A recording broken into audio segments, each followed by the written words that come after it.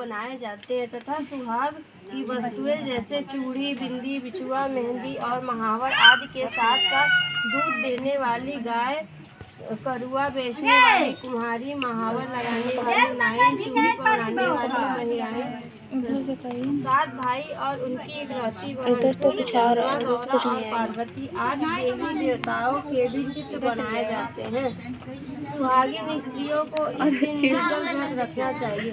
रात को जब चंद्रमा निकल आए तब उसे अर्घ देकर भोजन करना चाहिए। पीली मिट्टी की गौरा बनाकर उसकी पूजा करनी चाहिए।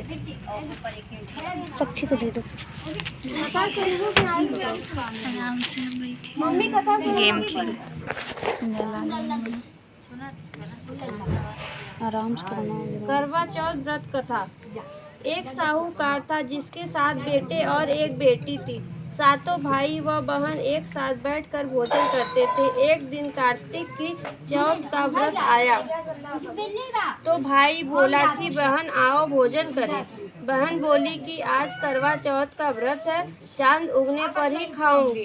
तब भाइयों ने सोचा कि चांद उगने तक बहन भूखी रहेगी, तो एक भाई ने दिया जलाया, दूसरे भाई ने छलनी लेकर उसे डंका और नकली चांद दिखाकर बहन से कहने लगे कि चल चांद उग आया है, अर्घ दे ले। बहन अपनी भाभियों से कहने लगी कि चलो अर्घ दे दो। भाभियाँ बोली तुम्हारा चांद उगा होगा, हमारा चांद तो रात को उगेगा।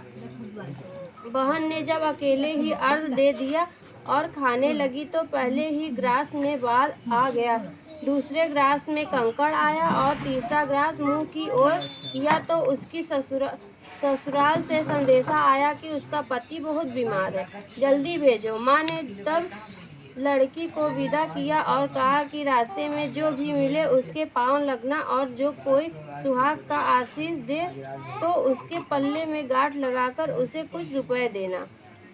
बहन जब भाइयों से विदा हुई तो रास्ते में जो भी मिला उसने यही आशीष दी कि तुम 7 भाइयों की बहन, तुम्हारे भाई सुखी रहे और तुम उनका सुख देखो। सुहाग का आशीष किसी ने भी नहीं दिया। जब वह ससुराल पहुंची तो दरवाजे पर उसकी छोटी ननद खड़ी थी। वह उसके भी पांव लगी तो उसने कहा कि सुहागिन रहो, सपूती हो। तो उसने यह सुनकर पल्ले में गांठ बांधी और ननद को सोने का सिक्का दिया। तब भीतर गई तो सास ने कहा कि पति धरती पर पड़ा है, तो वह उसके पास जाकर उसकी सेवा करने के लिए बैठ गई। बाद में सास ने दासी के हाथ बची कुची रोटी भेज दी। इस प्रकार से समय बीतते मृगशीर की चौथ आई तो चौथ माता बोली करवा ले भाइयों की प्यारी करवा ले। लेकिन जब उसे चौथ माता नहीं दिखलाई दी तो वह बोली, हे माता, आपने मुझे उजाड़ा तो आप ही मेरा उद्धार करोगी, आपको मेरा सुहाग देना पड़ेगा। तब उस चौथ माता ने बताया कि पौष की चौथ आएगी, वह मेरे से बड़ी है, उसे ही सब कहना, वही तुम्हारा सुहाग वापस देगी। पौष की चौथ आकर चली गई, माघ की चली गई, फागुन की चली गई, चैत बैसाख जेठ आषाढ़ और सावन भादव की सभी चौथ आई और यही कहकर चली गई कि आगे वाली को कहना। असौज की चौथ आई तो उसने बताया कि तुम पर कार्तिक की चौथ नाराज है, उसी ने तुम्हारा सुहाग लिया है, वही वापस कर सकती है, वही आएगी तो पाँव पड़कर विनती करना। यह बताकर वह भी चली गई।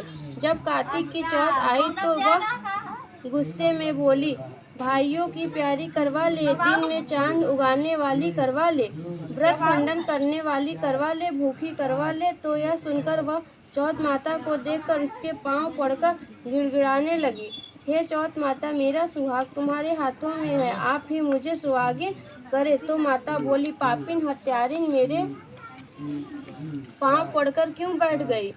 तब वह बोली कि जो मुझसे भूल हुई उसे क्षमा कर दो, अब भूल नहीं करूंगी। तो चौथ माता ने प्रसन्न होकर आंखों से काजल, नाखूनों में से मेहंदी और टीके में से रोली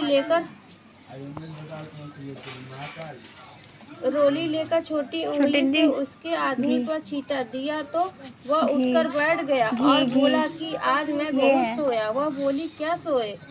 मुझे तो 12 महीने हो गए, अब जाकर चौथ माता ने मेरा सुहाग लौटाया। तब उसने कहा कि जल्दी से माता का पूजन करो, जब चौथ की कहानी सुनी, करवा का पूजन किया तो प्रसाद खाकर दोनों पति पत्नी चौपड़ खेलने बैठ गए। नीचे से दासी आई, उसने उन दोनों को चौपड़ पासे से खेलते देखा तो उसने सासू जी को जाकर बताया। तब से सारे गांव में यह बात प्रसिद्ध हो गई कि सब स्त्रियां चौथ का व्रत करें तो सुहाग अटल रहेगा। जिस तरह से साहूकार की बेटी का सुहाग दिया, उसी तरह से चौथ माता सबको सुहागिन रखे। यही करवा के उपवास की सनातन महिमा है।